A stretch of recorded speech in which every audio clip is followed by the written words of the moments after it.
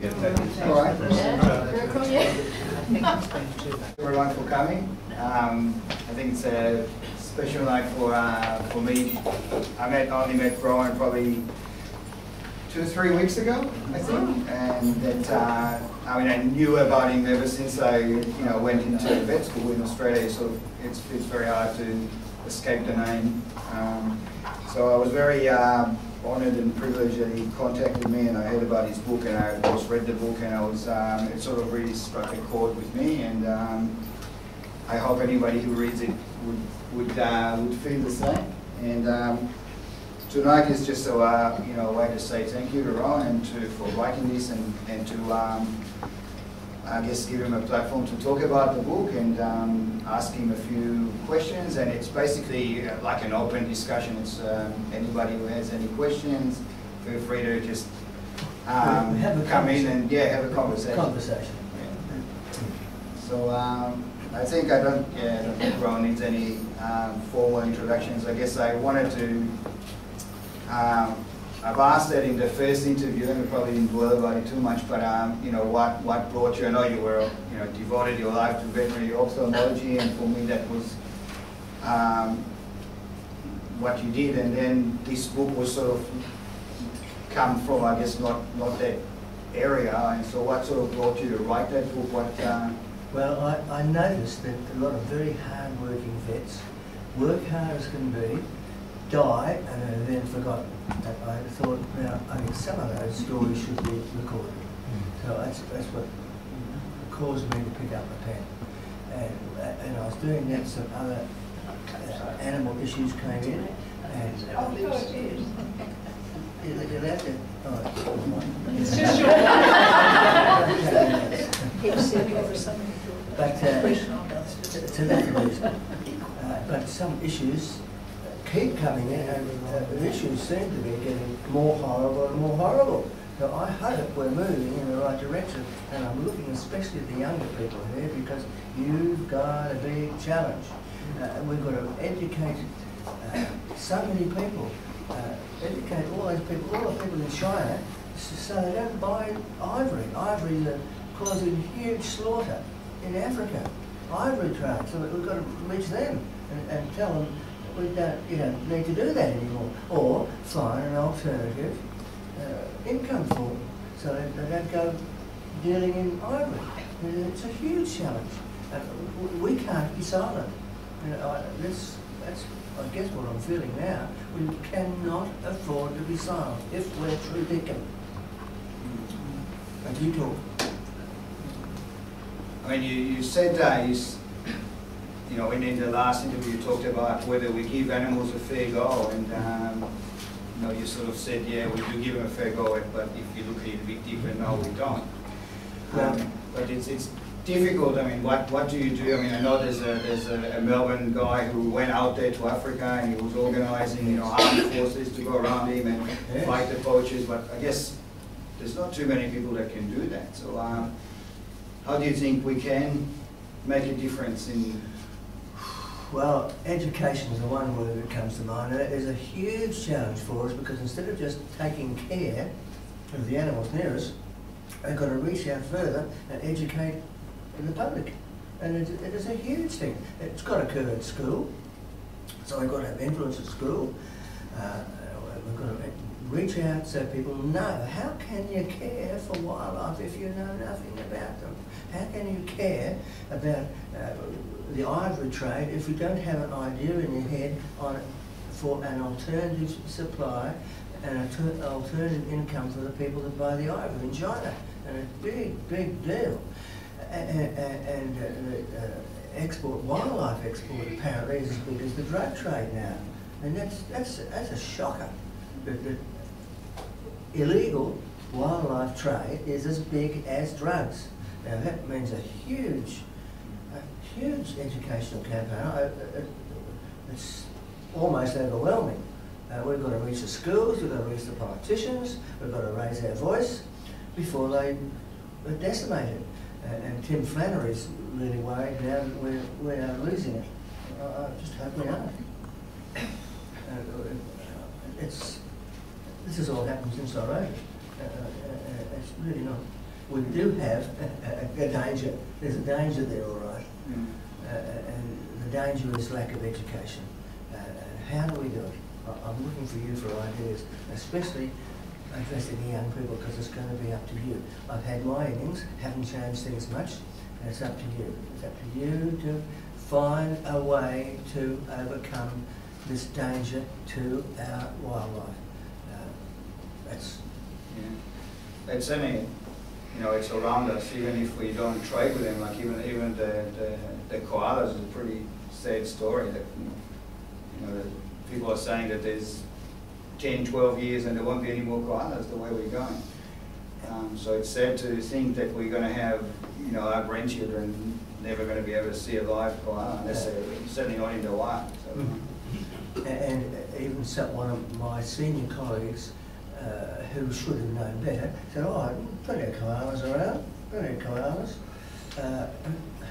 Koalas need corridors. They're not like the kangaroo that can hop off to a new territory. They're bound into their own area. So if they eat themselves out and are too inbred in that area, don't have enough hybrid vigour, they're going to die out. So we need to teach the developers. The developers have got to realise that. When you buy up this land, look out. You're going to kill off a species. But on that topic as well, I think the kangaroo trade, few people know that it's not sustainable. I mean, if we keep eating kangaroos, we're going to do the same thing to them. Yeah, absolutely. Well, the eating part hurts when I hear that, because even Leonardo, he's my big hero, Leonardo da Vinci in the 1400s, and he somehow had this huge, this multi-talented person, for heaven's sake, but he realised that we couldn't do this. He didn't think man's up here and animals down there. He didn't think like that. And he was a veggie, one of the big first veggies, and he had a lot of foresight.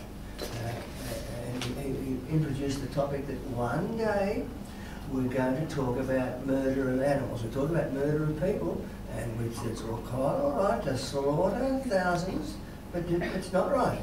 And he realised that. So I'm hoping we get enlightened there too. We don't need to kill. I think we do definitely have more power as consumers in that regard. You know, to watch out what we buy and watch out what we eat. We've got to try and teach the consumers. I keep repeating, it's such a huge challenge. We've got to hear our voice. And I listen, and I don't hear much of a veterinary voice out there. Why do you think that is, Rob? Why do you think the vets don't really get into this sort of stuff? I'd use an unpopular type of explanation. I would say self-interest. Are you going to blast the trade that supports you? No, you hang back. You say you feel protected. So part of it is that we think I was a flesh eater in my early life. It took a long time for it to sink into my poor skull that this wasn't right. A long time, but it's a failure to look down the track. It's self-interest. We're working for the cattle industry, so we want the cattle industry to thrive. We work for livestock production, so we want livestock to survive. We don't preach the fact that for 24 million years, we were our antecedents were all veggie. 24 million. 1.5 million of that, somehow we got the idea that we shouldn't be eating, well, we've got the idea that we should be meat eaters, don't know where we got that idea from, but we started. And it's caused so much problem. And well, we're definitely not designed to eat the amount of meat that we're eating every day. You know, from an evolutionary perspective, we're not. We're omnivores. We're not. So yeah, that's. But I think vets are very consumed these days. I mean, I go out. That's what I do most of the day. Just go out between clinics and seeing clients, and a lot of them are very consumed with their everyday. They're running around. They haven't got time to stop and think, and they're very. You know, they're not going to.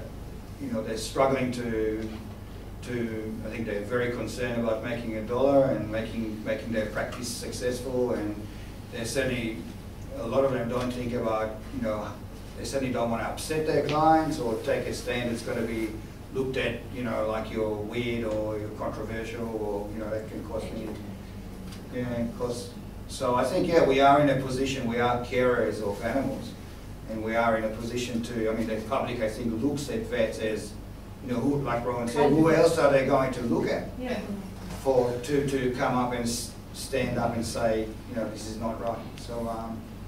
So it's sad to see that, but I think, you know, something's got to change if these poor animals have any choice, you know, any chance. I think if looking at you know, what's been happening with the cattle trade and the factory farming and so forth, people just need educating, and once they know what is actually happening, and you put some images very slowly and carefully in front of them, you know, then they actually empathise. And I know. Absolutely. How do we instill empathy? Well, you mentioned a word there. We are now, we're not just animal carers. We don't respond just to what the clients want. My dog is lame, my horse can't run fast enough. We are educators, and that is a huge challenge, which I don't think we've seriously thought about. We have to educate so they've got a different view. It is, as you say, no one says. We've got to say it's. We eat meat, but we don't have to eat meat. You choose to eat meat, and that's your business. By all means, do so. But it's not necessary. And for 24 million years, we didn't eat meat. And it's a strong case to me that we don't need to now.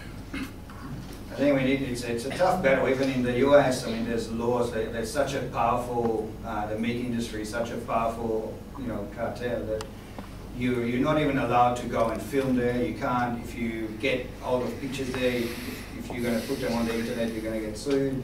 So it's, and they have laws that they don't have to put. You know, they don't have to put on the meat where it comes from or whether it's genetically modified. You know, there's a lot of very powerful industry that it's very hard to fight, and they just sue anyone just for the sake of, you know, putting them on a pedestal, sort of to say, you know, be careful, you know, don't mess with that stuff. They're very big, powerful organisations. Mega dollars, of course, against it. Mega dollars. It's a huge industry. Mega dollars. And they are very strong against, you know, like the ordinary people who goes to the supermarket and see all this advertising about, you know, free range, and you know, they just actually pushing the people, the population to buy this because it's good for you and it gives you iron and it gives you this and that. Yeah, I mean, and they are very powerful. So I think it's a really hard and tough. Yeah, I think that. Yeah. To stand it and educate. When you're watching us try to beat the Poms at the cricket, on the screen comes ads for chicken, the most abused animal on the planet. It dished up to you. There it is. Again. Huge dollars put into telling you to eat meat. Because it's good business. I understand somebody wanted to make their business better. That's a very natural, human thing. But we've got to think very carefully. Yeah, I think there's got to be pressure on producers to, even if they do produce, I mean, it's not going to happen quickly. I guess realistically, it's going to take a long time. But at least putting pressure on them from legislation and from the public to produce animals not in the way that they're being cruel to. So at the moment, you know, the way these animals are being produced is just very... Factory farming, boy. Yeah. What we So don't it's see very there. sad, you know, the way they chop their beaks, or the way sows can't turn to their young, or, you know, things like, you know. We're starting to change that. You know. We are starting it. Lynn White and so forth, I think. Yeah. You know, that Lynn White. Yes, what she's she's a doing. champion, yes. They managed to get that onto national television. Yeah. Yes, So, yeah. she has called. I think it's happening. There is definitely more, but yeah, we're just here to support it and say, good on you, yeah, man. yeah, absolutely. And I think the education needs to actually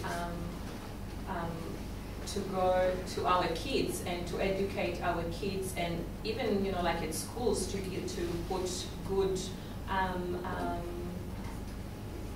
programs to, you know, to educate our kids that it's not the right thing to do. And yeah. Absolutely. I think kids, I mean, I was trying to speak to our kids and some of their peers, you know, certainly the 15, 16-year-olds, they really don't have time for you. They don't really want to know. They're, you know, if it's not a social, or if you don't have a celebrity come out to talk to them, I don't think they'll be listening. So it's got to be the primary school, like you said. And they're at least they have a very, you know, natural affinity to animals. So that's what you've got to harness. You've got to try to educate them and just get them to see, you know, what a chicken looks like, what a cattle, you know, what a cow. I think I'd love it if we had some primary school teachers in this little group, because they're the ones that are all ears, that are natural affinity, they're halfway there, and they just have to know before they get so-called educated in other things. They get educated at home. Yeah, yes, educated at home, before the hormones flow, before they get into other things. You just got to bring out the any kind of guns, a PlayStation going wrong. Yes, that's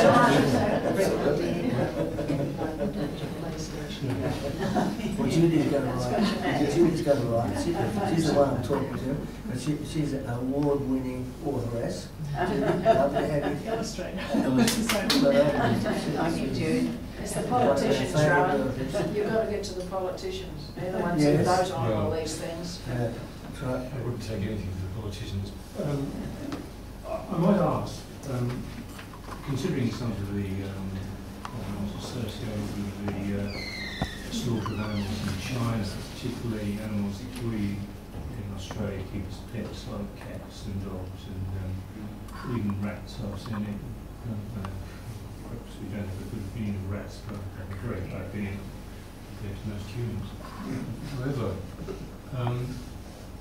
how do you educate such a powerhouse as China into changing its entire 2,000, 3,000 year cultural history? What a question. It's like, we've got to show them what Gandhi said, that, you know, if you know, whatever the way they treat animals is a reflection of themselves.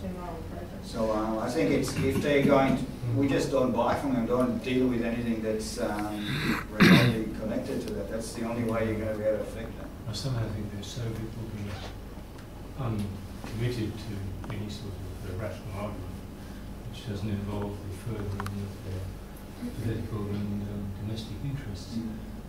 I would also like to ask, where do you draw the line between, let's say, the animals which are indigenous to Australia and which are feral? Because I know an awful lot of people who have extreme difficulty with things like rabbits and pigs and buffalo, and there seems to be an extreme resistance amongst particularly conservationists to have these species removed from our environment. And really, for Australian wildlife to prosper, They need to. Well, I don't have a. We're not saying that there shouldn't be management of, you know, feral populations. There should be, but it just has to be done in a humane way. That's the only. Yeah, you have to. How do you define humane? Do we kill them for food?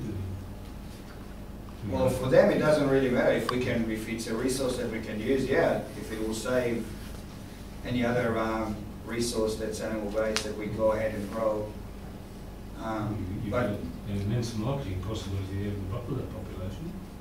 I know they do safaris up in the territory. Foreign hunters come here down in buffalo because they can't hunt them anywhere else in the world. Well, we could harness that. That could be a good way to control the population of buffalo. Where do we morally then say, okay, well, these are animals, they made themselves at home here for over 100 years. Why should we wipe them out and shoot kangaroos? It's a good question. It's a moral question. Excuse me for being the devil's advocate. No, it's good. That's what we want. It's good to talk about, because it's. I don't have the answer. I think that every living, you know, being has a right to live and a right to live their life. So I personally couldn't stand, even feral cats to be shot. So I step over ants. However, well, I think it is a fine line. I think it is a fine line. You want to protect your native wildlife and as to I know appealing to politicians. Well, if it's got to show them that it's got to win them votes, that's the only way you're going to be able to get them. Yes, exactly. So I agree. Education in schools is very good. I mean, the Freedom Movement is a beautiful example of how education in schools can change people's ideas of dealing with the environment. But you have to remember that sometimes the government is responsible for a lot of these conditions, and particularly the cats, who I notice people are still being blamed for leaving their kittens starving in the bush. In fact, there was a train with 20,000 cats on it, run by the Australian government, released into the bush to take care of the rabbit problem. Now this was happening in the 1920s and 30s. Now, to blame, poor Fred for letting his cat run wild, while the government is complicit in many of the problems we have with animal welfare. I mean, particularly koalas. Excuse me? Tasmanian devils. I just don't see, without changing the regime, absolutely, that you're going to get anything there. I think we all understand it's a huge challenge. Rod keeps saying it's a big challenge, but it doesn't. We're saying we're going to give up. I think we're all going to try to do, whatever you can and talk to as many people as you can and try to influence opinions. Get into primary schools, it would be my first target. Hope to influence a politician or two, if that's possible, but get into primary schools. We've all got to get in there.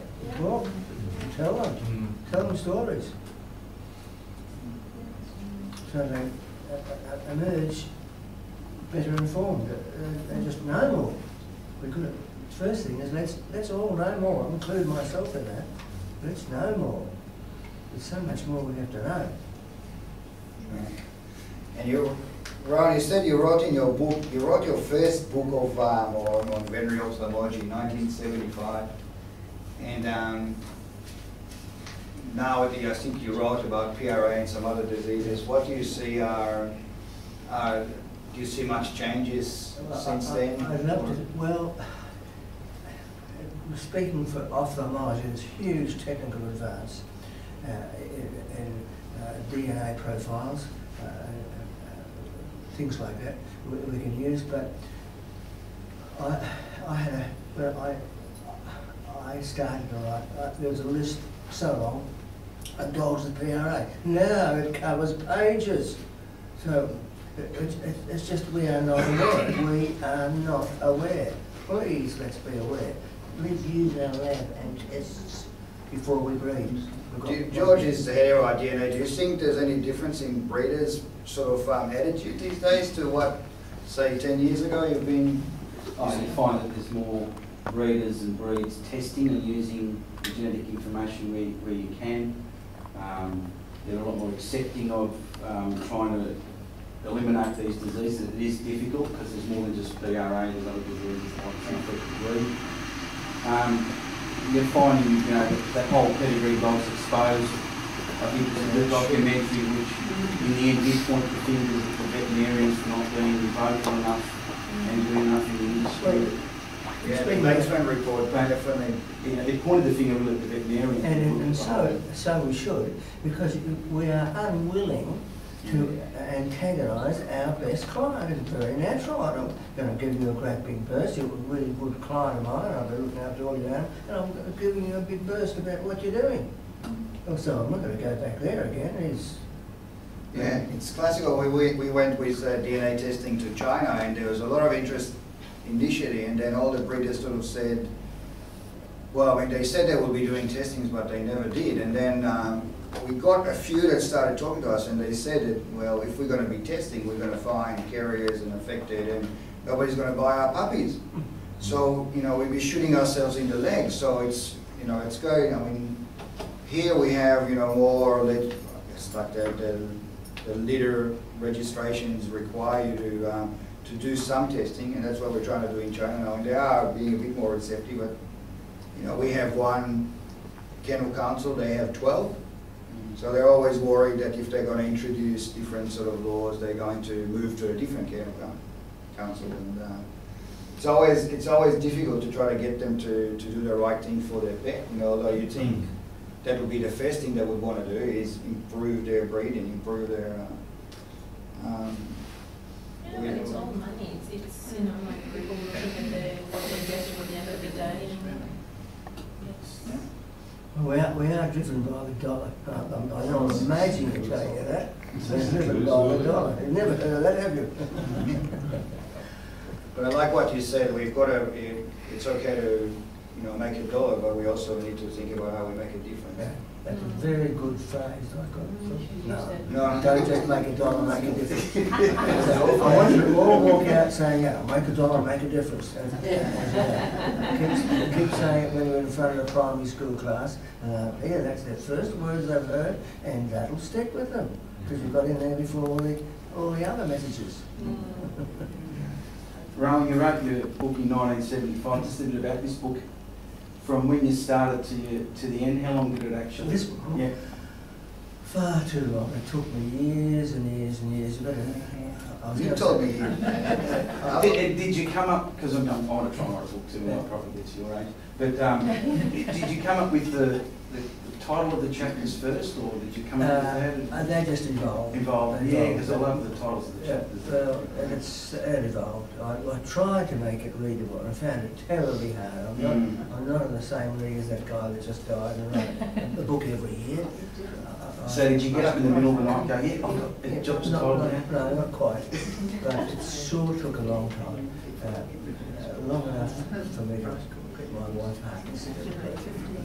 So you want to make it able to be read by, you know, anybody. So That's the idea. Anybody can read it and pick up a clue on what I should do better to look after the animals. I go back to my original hero. My original hero didn't start the book, that's Leonardo da Vinci. But what started it was my colleagues and knowing the life they led and how hard they worked, and nobody knew. They just worked and worked and worked and worked, and then they died. And nobody recorded it. So that's what started the book off. I wanted to write their stories. And as I did that, I gradually came up with these other issues, which, if anything, have become more and more important, more demanding than I thought when I began. It's so it evolved from there. Yeah, it just evolved. So, yeah. But I could just marvel at the brain of Leonardo, because he predicted all this in the 1400s. He said all this. There's going to be a time when we say you don't call it slaughter of animals, you call it murder. And he said all that, and it was in the 1400s. It's been done actually. It was done in Japan in the 16th century, Yes. where an emperor was, one of the shoguns was convinced that he'd hurt an animal in a previous life, and so he forbade the consumption of all animal products. And the entire place basically was a huge famine because they weren't allowed to kill even insects on the trees, which ate their crops. And dogs were given public funerals. So it has been tried, but not from only from a megalomaniac point of view. Yeah.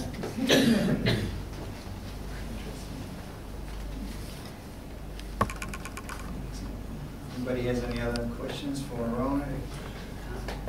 Observations. There's no deer open my mouth.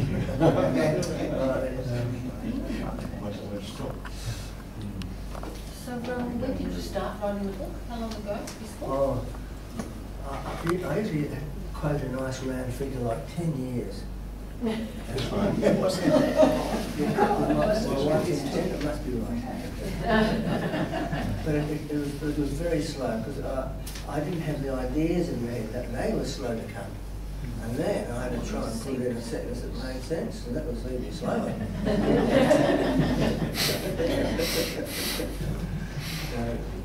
But I'm obviously hoping for a younger person in the audience. Just. If you pick up a pen and take it to the next stage, that's right.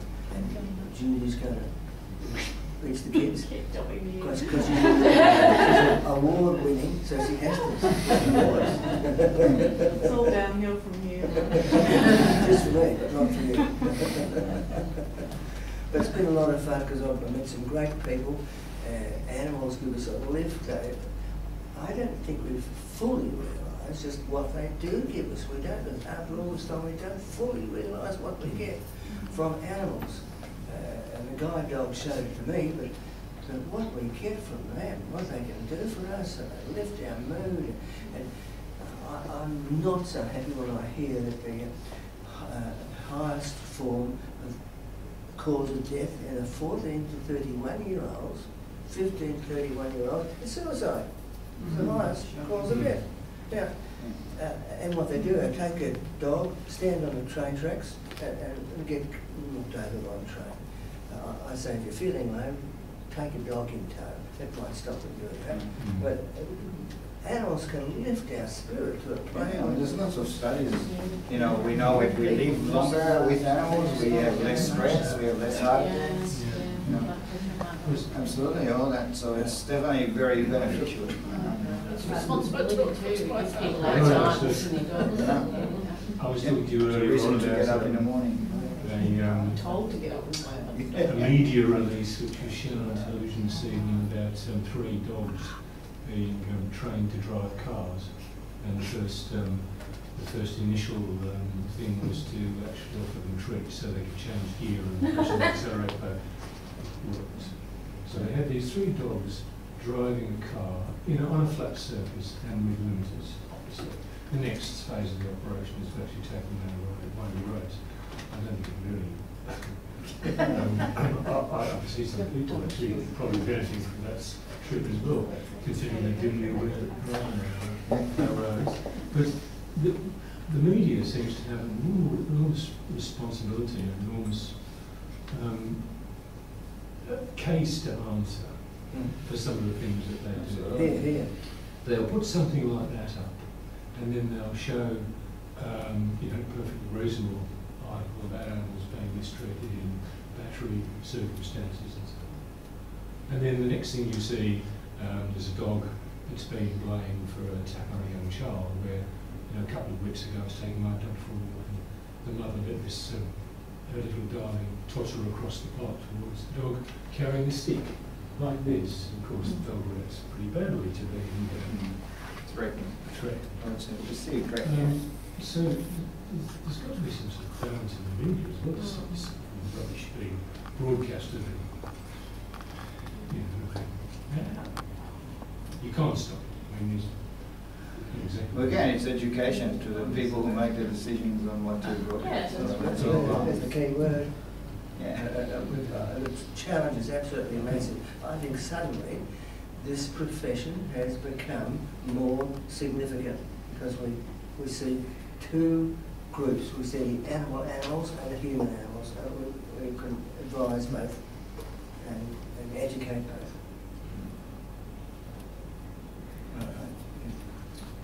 All my life long, I've worked to a simple rule. Yes. Do unto others and be done to us. Others are all around us. Yeah. 2-legged, 4-legged, winged, you name it. Do unto others. And if you want a religion that's going to give you the answer, well, Buddhism is the only one that's going to give you the answer. Yes. No, I agree totally with this. Studied Zen for many years, and that's not exactly the pure Buddhism that does have its facets of interest. However, we disregard a lot of the sayings of the Buddha in the way we bring up our children, the way we structure our environment. I mean, one of the classic ones is sometimes discipline is necessary to make the stupid grow. And this has been largely removed in our society with the gentle rod that lends to correction. You can't even let our children go and find themselves. No, exactly.